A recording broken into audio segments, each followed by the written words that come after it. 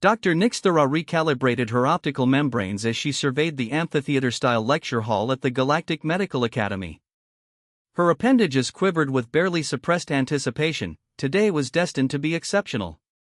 The room hummed with the anxious energy of 32 senior medical students, representing 16 diverse species from across the known galaxy.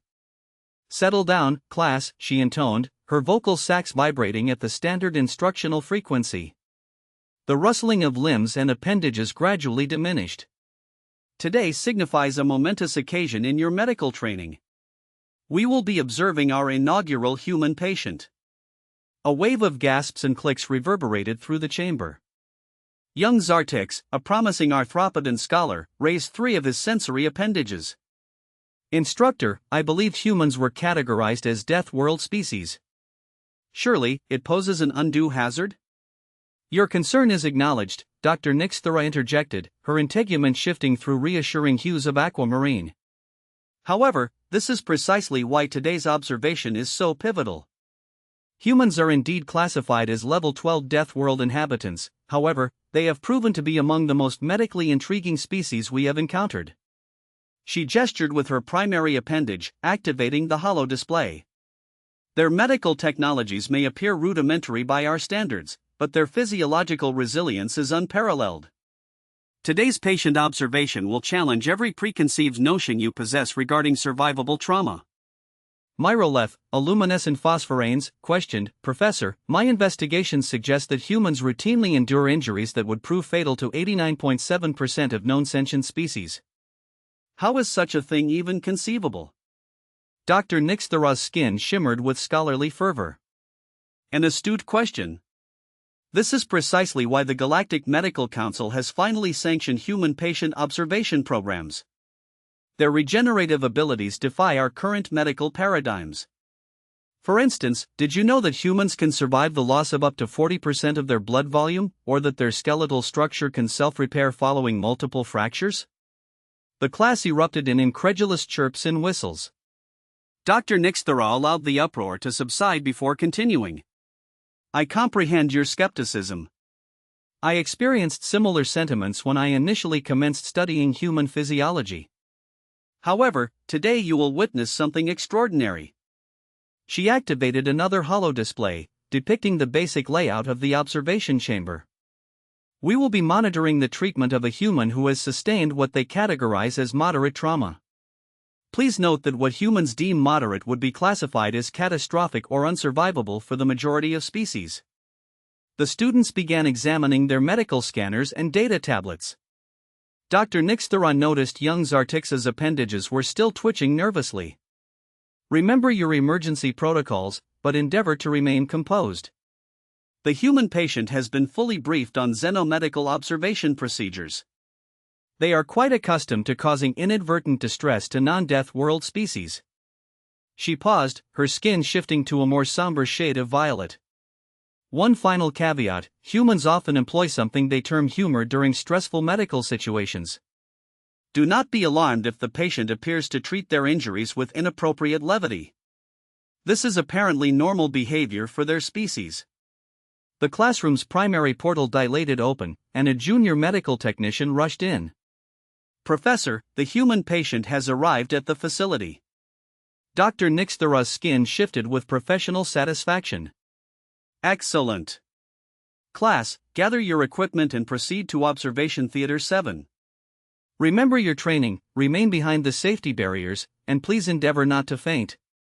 The last thing we require is to explain to the human why half the class has succumbed to shock." As her students filed out of the classroom, Dr. Nix'thara checked her own medical scanner one final time. After 15 cycles of instruction at the academy, she thought she'd witnessed everything, but humans, they never ceased to amaze her. She had a premonition that today was going to be one for the medical records. The medical transport pad hummed to life, its quantum field generators creating a soft azure glow. Dr. Nix'thara positioned her students behind the safety barrier, noting how several of them had already shifted into their species' respective stress colors. The human materialized on the pad, reclining on a hover stretcher and surrounded by medical equipment. Several students immediately recoiled, their threat assessment glands working overtime, but it wasn't the human's presence that caused their alarm, it was her condition. "Hey there. I'm Samira Patel." "Sorry about the dramatic entrance," the human said, waving at the class with her uninjured arm. The other arm was bent at an angle that caused young Zartix's exoskeleton plates to turn a sickly beige. Dr. Nix'thara quickly scanned the human's medical chart. "Miss Patel, welcome to the Galactic Medical Academy. Would you mind sharing with the class how you acquired these injuries?" "Oh, this?" Samira grinned, gesturing to her thoroughly battered body. "Just a wingsuit accident. Was trying to thread the needle through this gorgeous canyon on Mars when a dust storm kicked up. Slammed right into the cliff face at about 160 kilometers per hour." The entire class recoiled in horror. Myra Letha's bioluminescence flickered so rapidly she nearly short-circuited the nearby medical equipment. For context, Dr. Nix'thara explained to her stunned students that impact force would liquefy most known sentient species. "Really? Wow." Samira looked genuinely fascinated. "Well, I got lucky. Only broke 17 bones, punctured 1 lung, ruptured my spleen, and got a mild concussion. Should be back flying in about 6 weeks. A gelatinous student named Blobarty literally lost cohesion and had to be scooped back into their containment field." Dr. Nix'thara's skin rippled with concern. "Students, please maintain your composure. Ms. Patel's injuries, while substantial, are within the survivable range for her species." "Mild concussion," squeaked Sardix, all 6 legs trembling.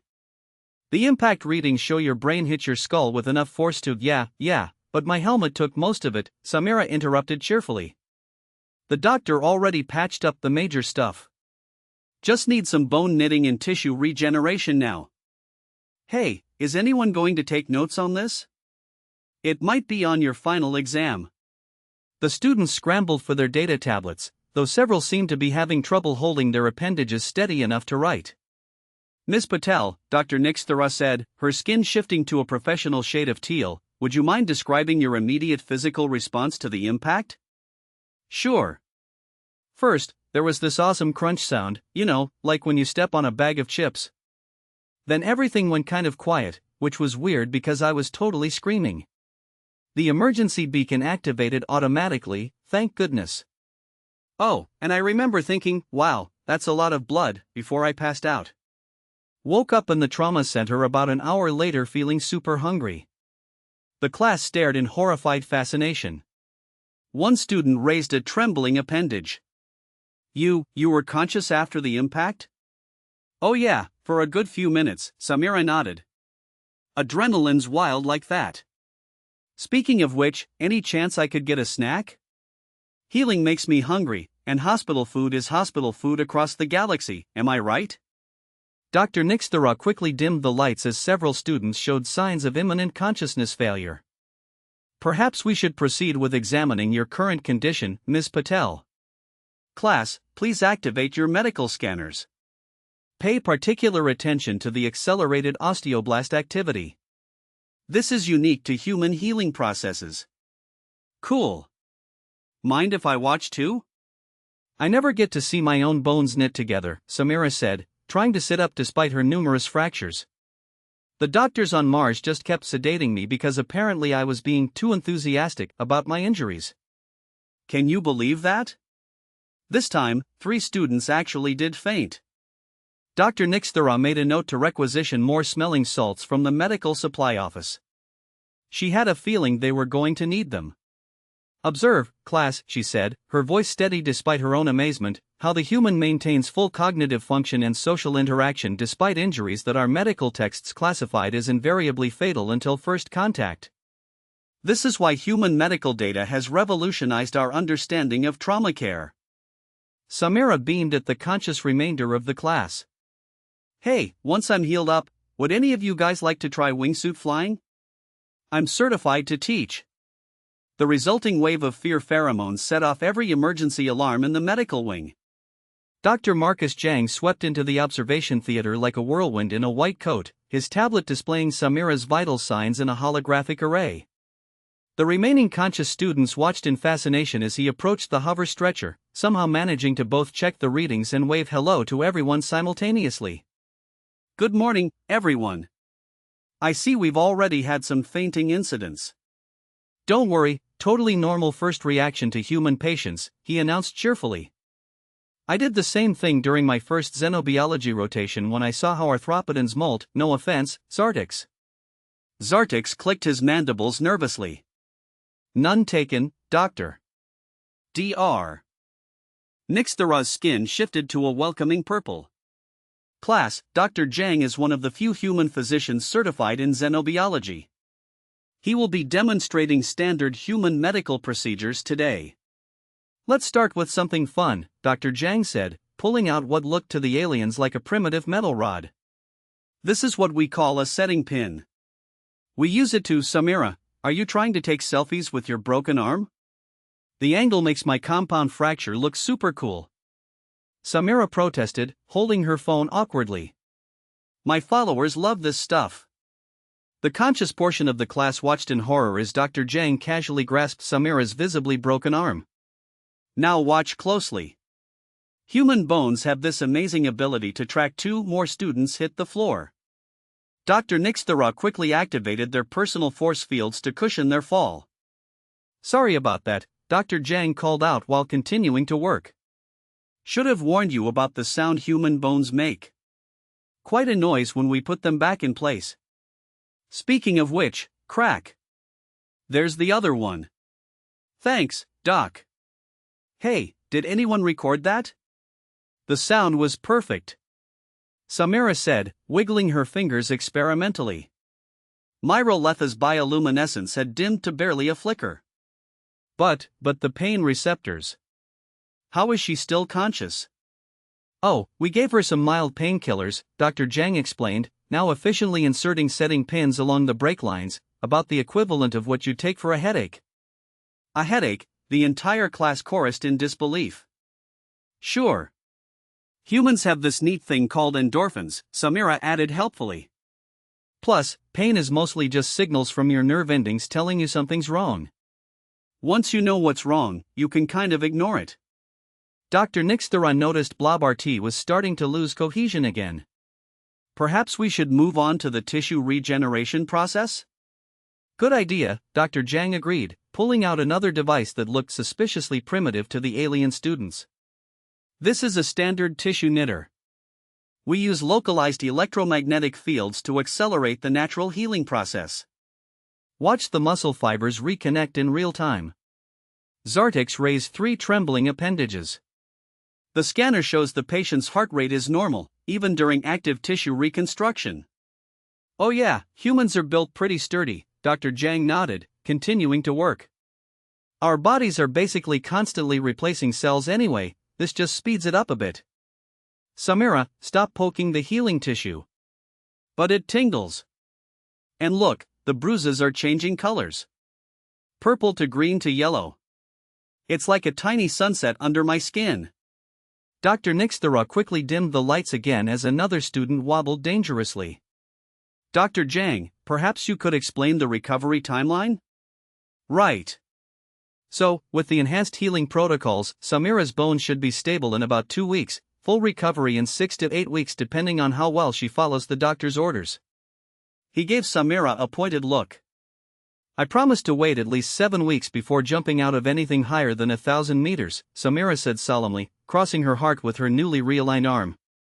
A small gaseous student named PFF had expanded in alarm. You intend to repeat the activity that caused these injuries?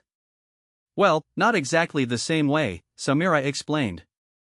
Next time, I'm thinking of trying it with a rocket board. They've got these new prototypes that moving on. Dr. Nix'thara interrupted quickly, noticing several students beginning to hyperventilate various gases. Dr. Zhang, could you demonstrate the neural pathway restoration? Of course, though I should mention Samira's nervous system is already adapting on its own.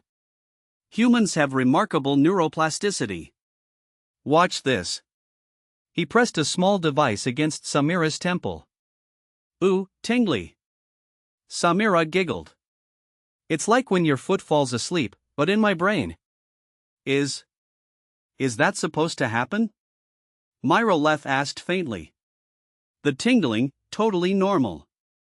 The giggling, that's just Samira, Dr. Zhang assured them. Now, who wants to see how we repair a punctured lung? The resulting exodus of panicked students nearly jammed the emergency exit. Dr. Nix'thara made a mental note to schedule the next human patient observation in the reinforced trauma ward and maybe invest in some stronger smelling salts. Was it something I said? Samira asked, watching the fleeing students with genuine concern. I was trying to be extra brave so they wouldn't be scared. Dr. Zhang patted her shoulder while calibrating the tissue knitter. You are doing great. They're just not used to human levels of durability. Remember my first day at the xenobiology ward? I accidentally terrified an entire class of crystalline beings just by describing how humans digest food. Speaking of which, Samira brightened. Any chance I could get that snack now? Healing really does make me hungry. 1 week into Samira's recovery, Dr. Nix'thara's class had developed a fascinating new routine. Each morning, the students would gather at a safe distance, run their scans, and watch in a mixture of horror and amazement as their human patient demonstrated what she called normal healing processes. Look at this! Samira exclaimed, flexing her formerly broken arm. The pins are coming out today. Want to watch? The class had finally stopped fainting, though Blabarty still wobbled dangerously whenever Samira moved too quickly. Dr. Zhang approached with his tools, causing several students to back away preemptively. Scans show 47% bone density restoration, Zartix reported, his scientific curiosity finally overcoming his terror. But that should be impossible in this time frame. Humans are full of surprises, Dr. Nix'thara commented, her skin rippling with excitement as she recorded the data. Notice how the patient maintains normal activity levels despite ongoing major tissue reconstruction. Normal activity levels?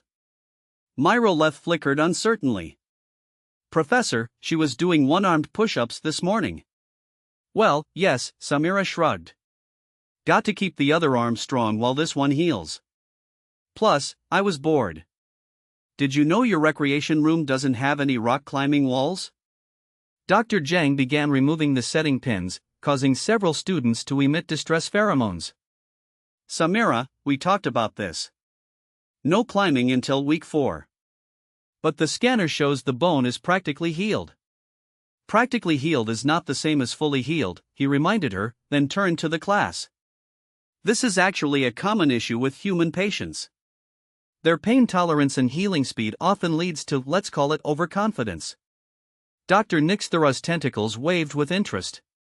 Students, observe how the human nervous system modulates pain signals during recovery. Miss Patel, could you describe your current discomfort level? Discomfort? Oh, you mean pain? Maybe a 2 out of 10. Mostly just itchy where everything's knitting back together. Way better than that time I tried to wrestle a training bot on Europa. You wrestled a training bot? PFF expanded so rapidly his containment field had to adjust. The bot won, Samira admitted cheerfully, but I learned a lot about hydraulic grip strength. Speaking of which, when can I start physical therapy? Dr. Zhang sighed while removing the last pin. Samira, most species don't even begin considering mobility for at least, great. I brought my yoga mat. She swung her legs off the bed, causing half the class to retreat behind their protective barriers. Dr. Nix'thara's skin shifted through several shades of fascination. Remarkable. The human demonstrates complete voluntary control over supposedly damaged muscle groups, and the spleen regeneration is proceeding at unprecedented rates. The spleen thing is pretty cool, Samira agreed, attempting to touch her toes. Did you know humans can live without one?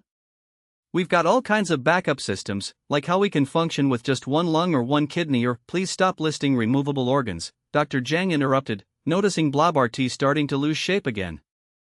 Let's focus on your current recovery. The students had begun taking extensive notes, their initial fear gradually transforming into scientific curiosity. Even Zartix had ventured closer to run detailed scans of the healing process. Professor, he clicked excitedly, the cellular regeneration rate is exponential. And look at the bone density readings, they are already stronger at the breakpoints. Indeed, Dr. Nix'thara's skin pulsed with academic excitement. Humans exhibit a fascinating adaptation where healed bones often become more resilient at the injury sites. Miss Patel, is this a common occurrence in your species? Oh sure. Break a bone, it heals stronger. Get a cut, the scar tissue is tougher. It's like leveling up in a video game, except with trauma. Samira demonstrated by flexing her healing arm again. Hey, want to see me juggle? No, the entire class shouted in unison. Dr. Zhang quickly confiscated the medical instruments Samira had been eyeing. How about we check your lung capacity instead? Safely, without any acrobatics. You guys are no fun, Samira pouted but complied with the breathing exercises. At least tell me I can go swimming soon. Zero-gravity pools are amazing for rehabilitation. Dr. Nix'thara watched in amazement as her students gradually moved closer, their scientific curiosity finally outweighing their instinctive terror. She had to admit, humans were revolutionizing their understanding of medical recovery, though she made a mental note to remove all references to extreme sports from the recreation room database just in case. The Academy's main lecture hall buzzed with excitement as students prepared their final presentations. Holographic displays flickered to life, showing detailed comparisons between human and various alien healing processes. Samira sat in the front row, now fully healed and unsuccessfully trying to convince Dr. Zhang to let her demonstrate parkour as proof of recovery. First up, Dr. Nix'thara announced, her skin glowing with academic pride, Zartix will present his findings on human bone regeneration compared to arthropod exoskeleton repair. Zartix scuttled to the podium, his sensory appendages twitching with excitement. Thank you, Professor.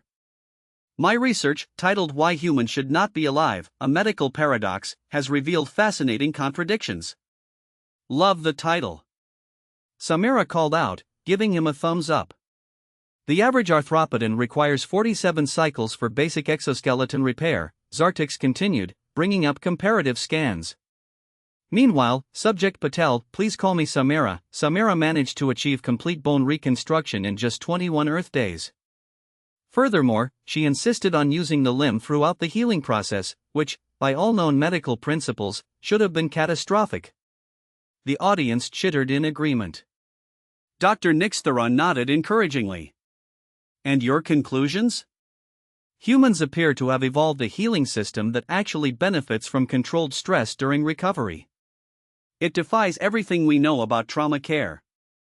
Also, he clicked his mandibles nervously, they seem to enjoy it. Next up, Myra Leth will present her research on pain response patterns, Dr. Nix'thara announced. Myra Leth floated to the podium, her bioluminescence pulsing with academic fervor. My findings suggest that humans have developed what I call selective pain recognition. During the study period, our subject rated a compound fracture as quote not bad while simultaneously describing a paper cut as quote absolute torture. Paper cuts are the worst, Samira nodded vigorously. Way worse than breaking a few bones. The audience erupted in confused buzzing. Dr. Zhang stepped in to explain. Humans have evolved to handle major trauma effectively, but our sensory processing of minor injuries can be surprisingly intense. Which brings us to Blabarty's presentation on human endocrine responses, Dr. Nix'thara continued. Blabarty used forward, their containment field humming. My research focuses on the human hormone called adrenaline. During injury, humans produce this substance, which allows them to temporarily ignore life-threatening damage. They call this the fight-or-flight response, though our subject suggested renaming it to the fight-or-fight-harder response. In my defense, Samira interjected, running away just wastes perfectly good adrenaline. The most alarming discovery, Blabarty continued, wobbling slightly, is that humans actively seek situations that trigger this response. They call it fun. The audience shuddered collectively. Dr. Nix'thara's skin flickered with understanding. This explains the lock we had to put on the recreation room rocket boots. Those were rocket boots? Samira perked up. I thought they were fancy slippers. Moving on quickly, Dr. Nix'thara announced. PFF will present their findings on human tissue regeneration. PFF expanded excitedly. The most remarkable discovery is the human ability to repurpose damaged tissue. When injury occurs, their bodies not only repair the damage but often improve the affected area's resilience. It's as if they upgrade their biological systems through trauma, like getting experience points. Samira added helpfully, "Please stop referring to near-fatal injuries as power-ups," Dr. Zhang sighed. Dr. Nix'thara's skin rippled with satisfaction as she took the podium. These findings represent a revolutionary understanding of trauma recovery. By studying human healing processes, we have discovered biological mechanisms previously thought impossible. The medical implications are enormous. Does this mean I can demonstrate my parkour skills now? Samira asked hopefully. Absolutely not, everyone responded in unison.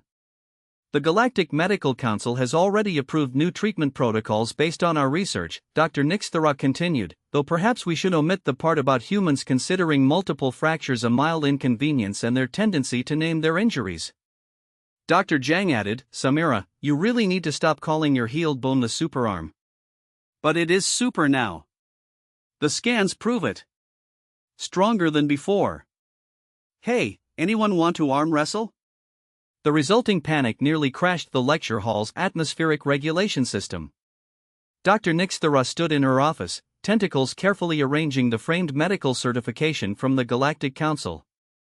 The document officially recognized human medical practices as a required study course at all major medical academies.